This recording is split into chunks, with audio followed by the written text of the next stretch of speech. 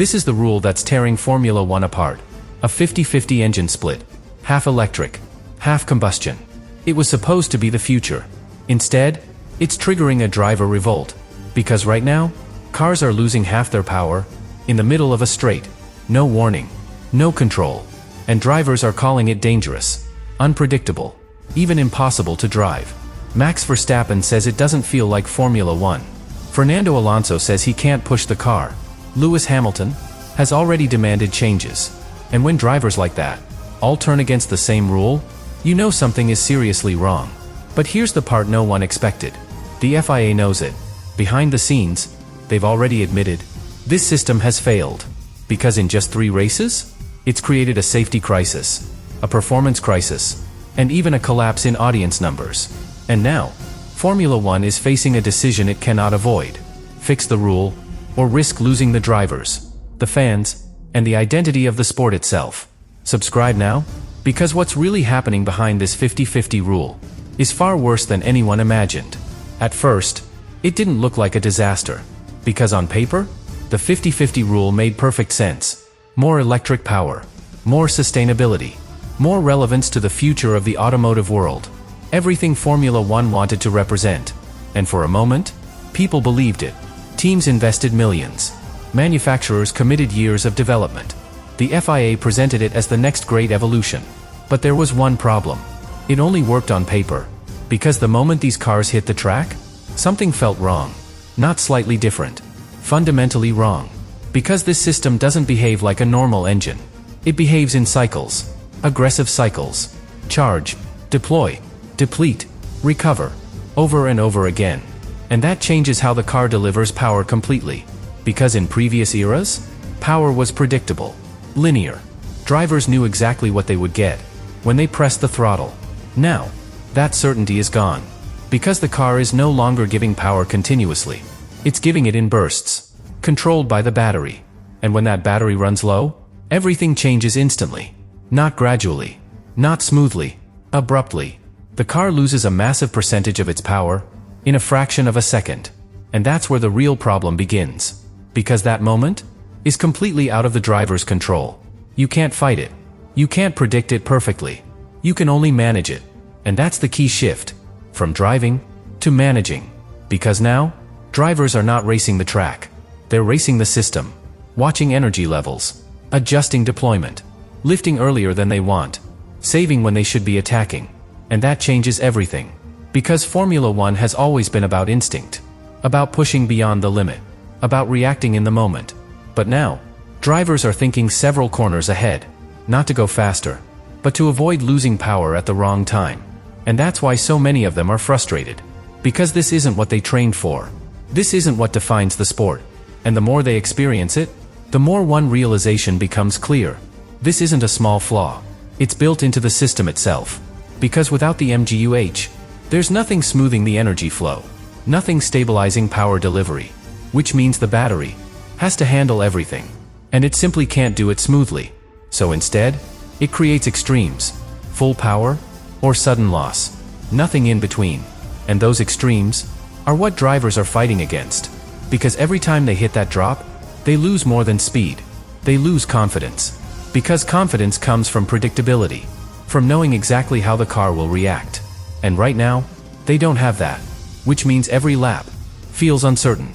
Every straight feels risky. Every overtake feels calculated instead of natural.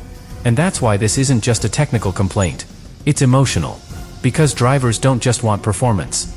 They want connection. And right now, that connection is broken.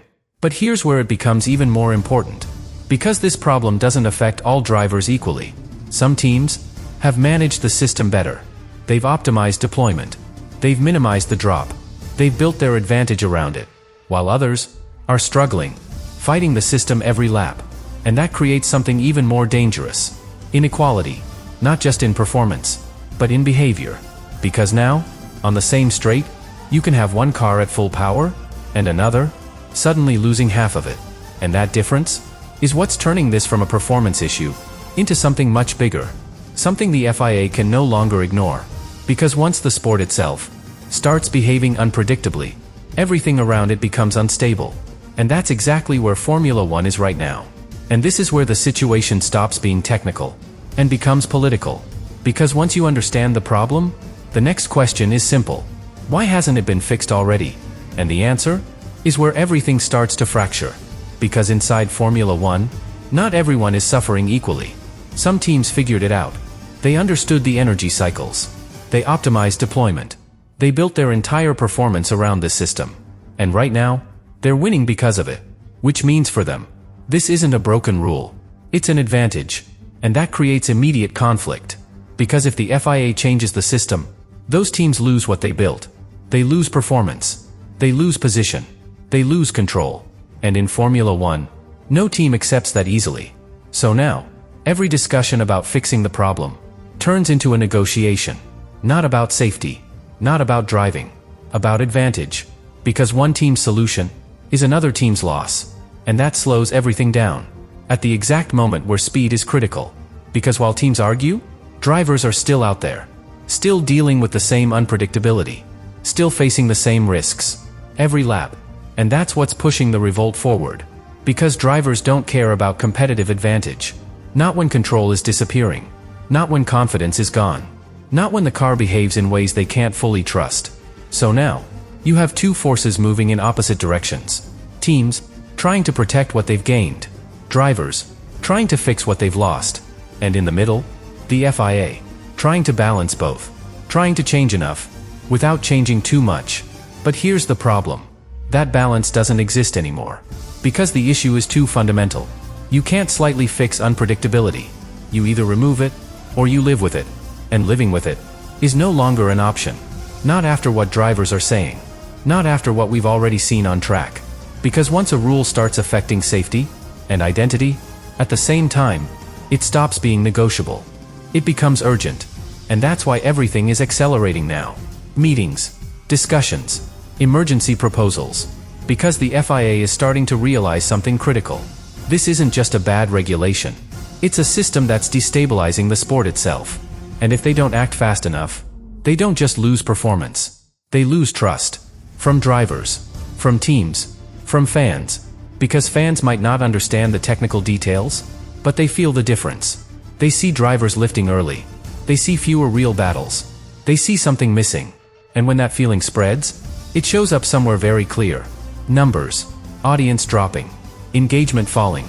Interest fading faster than expected. And that's when this becomes bigger than racing. Because now, it's a business problem. A global one. Because Formula One doesn't just sell speed. It sells emotion. Intensity. Unpredictability in the right way. But what this rule has created is unpredictability in the wrong way. Artificial. Confusing. Disconnected. And that's what the sport cannot afford. So now, everything is happening at once. Drivers pushing. Teams resisting. Fans disconnecting. And the FIA running out of time. Because every race that passes, without a clear solution, makes the problem bigger. Makes the revolt stronger. Makes the pressure harder to control. And that's why this moment feels so different. Because this isn't a slow problem. It's accelerating. Just like the cars, when they actually have power. Which brings everything to one unavoidable point. A decision. Because Formula One cannot stay in this state. It has to choose. Protect the current system, and risk losing the drivers. Or change it, and risk reshaping the entire competitive order. And that's the real crisis behind the 50-50 rule. Not what it does to the cars. What it forces the sport to decide. Because whatever they choose next, will define not just this season, but what Formula One becomes from here. And this is where everything finally collides. Because once the pressure reaches this level, there is no quiet solution. No gradual adjustment. No way to fix this without consequences. Because now, the FIA is being forced to confront something it tried to avoid from the beginning. The possibility that the core concept was flawed. Not in execution. In design. Because the 50-50 balance is not just a number. It's the foundation of the entire system. And if that foundation creates instability, then every solution built on top of it is only temporary. And that's the realization spreading right now. Inside the paddock. Inside the teams. Inside the FIA itself. Because every fix they're discussing, reducing deployment, increasing recovery, limiting energy per lap, none of it changes the core problem. The extreme dependence on the battery. The aggressive energy cycles. the sudden loss of power. And that means one thing: they're not fixing the cause, they're managing the symptoms. And that's dangerous, because managing symptoms only works for so long. Eventually, the problem comes back, stronger, more visible, more difficult to hide. And that's exactly what drivers are starting to understand.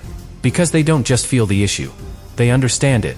At a fundamental level, they know this isn't something that disappears with small tweaks. And that's why the revolt is growing. Because now, this isn't about improving the car. It's about questioning the direction. And that's a much bigger conversation. Because once you question the direction of Formula One, you question everything. Why these engines exist, why the sport chose this path, what it's trying to become, and whether that version is still worth it. And that's where Verstappen's voice becomes critical. Because he's not just complaining, he's setting a line. If this is the future, he might not be part of it. And when the best driver in the world says that, it forces everyone else to think the same. Because if he doesn't believe in it, why should they? And that's how a revolt truly begins. Not with anger, with doubt. Because doubt spreads, quietly, from one driver to another, from one team to another, until suddenly, it's everywhere. And once doubt reaches that level, it changes behavior. Drivers stop committing fully. Teams stop investing with certainty. Fans stop believing in the product. And that's when a sport becomes unstable. Not because of one rule, because of what that rule represents. A direction people no longer fully trust. And that's exactly where Formula One is right now. Standing between two realities. One where this is fixed, adjusted, stabilized, and the sport moves forward. And another, where this becomes a defining mistake. The moment everything started to drift away. From drivers, from fans, from its own identity. And the difference between those two realities comes down to one decision. Not how to adjust the system, whether to protect it, or fundamentally change it. Because protecting it means accepting its limits, living with its flaws, hoping they can be contained. But changing it means something much bigger. Admitting it was wrong, rewriting the foundation, taking a step back to move forward again. And that's the decision Formula One is now being forced to make. Under pressure, under scrutiny, with the entire grid watching. Because whatever happens next will not just fix a problem. It will define the sport for years, and maybe for an entire generation of drivers. Because if they get this wrong, this won't just be remembered as a bad regulation. It will be remembered as the moment Formula One chose a direction and lost the people who made it special.